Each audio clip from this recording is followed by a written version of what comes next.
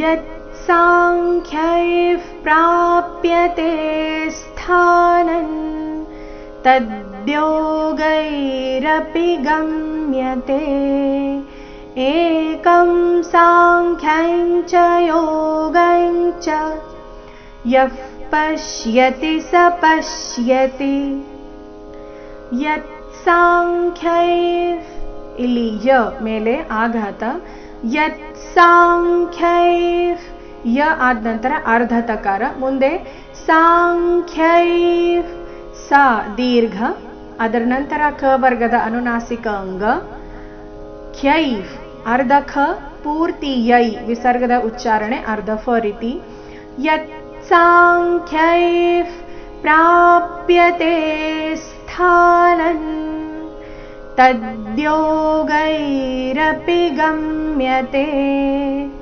तद्योगै त मेले आघात तद्योगैरपि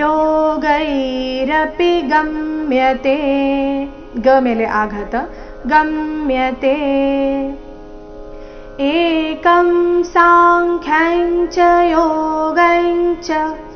ಇಲ್ಲಿ ಸಾಂಖ್ಯ ಆದ ನಂತರ ಇರೋ ಅನುಸ್ವಾರದ ಉಚ್ಚಾರಣೆ ಚ ವರ್ಗದ ಅನುನಾಸಿಕ ಯ ರೀತಿ ಅದೇ ತರಹ ಯೋಗೈಂಚ ಅಲ್ಲಿಯೂ ಸಹ ಅನುಸ್ವಾರದ ಉಚ್ಚಾರಣೆ ಅನುನಾಸಿಕ ಯ ಆಗಿದೆ ಏಕಂ ಸಾಂಖ್ಯಂಚ ಯೋಗಂಚ